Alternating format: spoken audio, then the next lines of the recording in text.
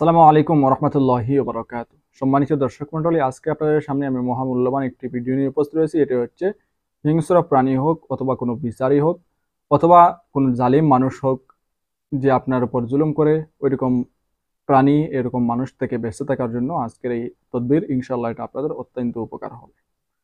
তো এরকম একই দৃঢ় রেখে আমল করবেন, প্রতিটি আমল করবেন আপনারা একই দৃঢ় রেখে। অনেক সময় দেখা যায় যে ফোন দিয়ে প্রশ্ন করা হয় যে এসব যে দিয়েছেন এসব কি সত্য, করলে কি ফল পাবো, ওইটার নাম ইয়াকিন নয়। তাহলে তো আমি যদি আপনাকে বলি যে জি করেন ফল পাবেন, তাহলে তো আমার উপর ভরসা করলেন। আর এরকম ভরসা নিয়ে আপনি কোনো কিছু হবে না, ভরসা একমাত্র আল্লাহ তাআলার উপর রাখবেন। কারণ আমি বললেই যে আপনি ফল পেয়ে যাবেন, এরকম যদি হইতো তাহলে যত মানুষ ফোন দিয়ে দুঃখ প্রকাশ করে সবাইকে বলতাম আপনার কাজ হয়ে যাবে, আর কাজ হয়ে যেত। ওইরকম কোনো হাতিয়ার আল্লাহ তাআলা দুনিয়াতে কাউকে দেন নাই, দেওয়ার কোনো কথাও না। ঠিক আছে? কারণ একক শত্রু আল্লাহ তাআলাই হচ্ছেন সবকিছুর, সব ক্ষমতার অধিকারী।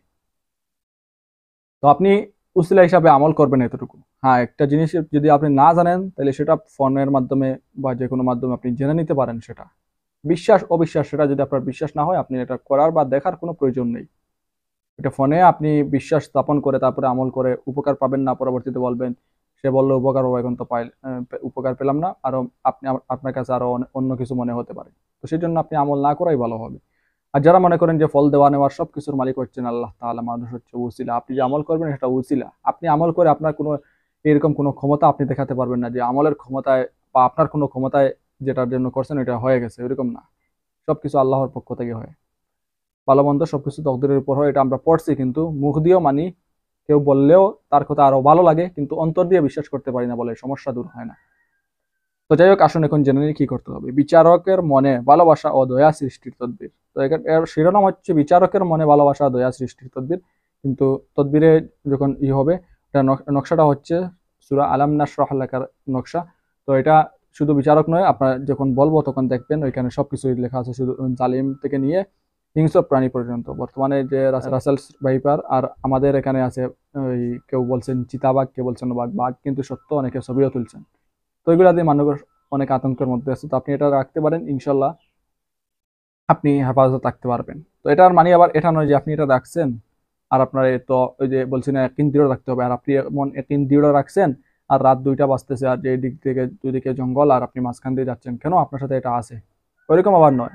যতটুকু পারেন নিজের লিমিট রক্ষা করবেন, অর্থাৎ নিজে আল্লাহ তাআলা তো আপনাকে জ্ঞান বুদ্ধি দিয়েছেন, সেটুকু কাজে লাগাবেন। তারপরে ইনশাল্লাহ অনাকাঙ্ক্ষিত ধরনের কোনো দুর্ঘটনা থেকে আপনি বেঁচে থাকতে পারবেন ইনশাল্লাহ।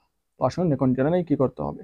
চন্দ্র মাসের প্রথম দিকে 4 তারিখে কোনো এক শুভ সময় সূরা আলাম নাশরাহ লাক এর নকশা লিখে তাবিজে বানিয়ে ডান হাতে বা গলায় ব্যবহার করলে আল্লাহর ইচ্ছায় রাজা, বাদশাহ, বিচারক জালিম হতে তার মনে দয়া সৃষ্টি হবে এবং হিংস্র প্রাণীর সম্মুখ থেকে দূরে সরে যাবে। মাসের 4 তারিখ এ নকশা যতই ইচ্ছে লিখে রাখবে। অর্থাৎ চন্দ্র মাসের প্রথম, কিন্তু 4 তারিখের পরে আর লিখতে পারবেন না। মনে করেন আরবি মাস হচ্ছে চন্দ্র মাস দিয়ে আরবি মাস সিলেক্ট করা হয়, আরবি মাসের প্রথমে আপনারা লিখবেন। এটা যে কোনো সময় আপনারা যেদিন লিখবেন, আপনারা আরবি মাস কিনা দেখার জন্য, আরবি মাসের শুরু কিনা, ওইটা গুগলে সার্চ দিলে আজকের আরবি তারিখ লিখে যদি গুগলে সার্চ দেন পেয়ে যাবেন, অথবা ক্যালেন্ডারও আপনারা পাবেন। তো এটা পাওয়া কোনো ব্যাপারই না। ওইটা আপনারা দেখবেন, দেখার পরে আরবি মাসের প্রথম হচ্ছে চন্দ্র মাসের প্রথম। তো এখান থেকে আপনি 1 তারিখও করতে পারেন, 2 তারিখও করতে পারেন, অর্থাৎ এই তাবিজ লিখতে পারেন, 3 তারিখও লিখতে পারেন। 4 তারিখের পরে আর লেখা যাবে না। যতটুকু 4 তারিখ পর্যন্ত লিখতে পারবেন, এরপরে আর লিখতে পারবেন না। তারপরে চেষ্টা করবেন 4 তারিখের আগে লেখার জন্য। তারপরে ওইটা আপনার হাতে অথবা গলায় ব্যবহার করবেন, ওই নকশাটা সূরা আলাম নাশরাহ লেখার নকশা। ওইটা যদি আপনার সাথে রাখেন তাহলে জালিম থেকে নিয়ে রাজা, বাদশাহ যে যতই হোক আপনার প্রতি একটা দয়া অনুভব হবে। এটা মানে আবার এটা নয় যে আপনি এটার সাথে নিয়ে আবার প্রধানমন্ত্রীর সাথে দেখা করতে যাবেন।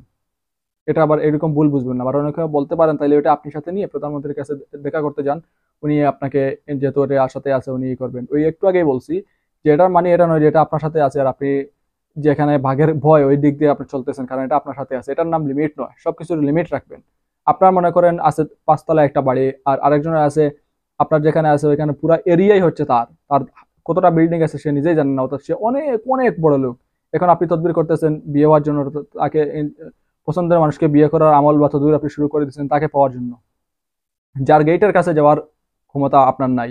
তো আপনি এটার জন্য করে কি সফল হবেন? হবেন না। এরকম আল্লাহ তাআলা আপনাকে আকল বুদ্ধি দিচ্ছেন, আপনি আকল কাটাবেন, যেটা আপনার আকলে বুঝবেন যে না ওইটা হওয়ার মতো, কিন্তু হচ্ছে না, তাইলে ওইটা আপনি করবেন, ওইটা হবে। যেটা আপনিই বুঝতেছেন যে এটা তো হওয়ার মতো না, স্বপ্নই দেখবেন না, এটা হওয়া তো পরের বিষয়, স্বপ্নই দেখা যাবে না আমল করে।